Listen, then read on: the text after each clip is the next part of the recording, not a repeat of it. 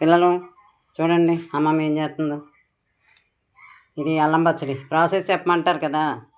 అల్లం పచ్చడి కావాల్సినవి ఇదిగో మిక్సీ పెట్టిన అల్లం కేజీన్నర అల్లం, వెల్లుల్లి 3 అదే తవుడు పప్పు అదే గుళ్ళు లాంటివి అనమాట.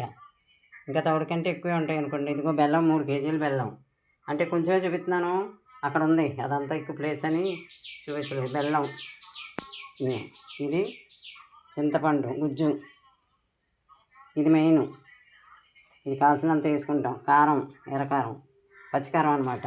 ఇది మెంతిపొడి, మినపప్పు, గుడి మినపప్పు కొద్దిగా, ఆ 2 వేయించి దోరగా మిక్సీ పెట్టాం. అలాగే ధనియాల పొడి, తవిడి ధనియాల పొడి, ఇవన్నీ అవసరం అనమాట. ఒక తర్వాత ఒకటి తాలింపు పెట్టినప్పుడు మళ్ళీ ఇంకో వీడియో చూపిస్తాను. ఫాలో అవ్వండి.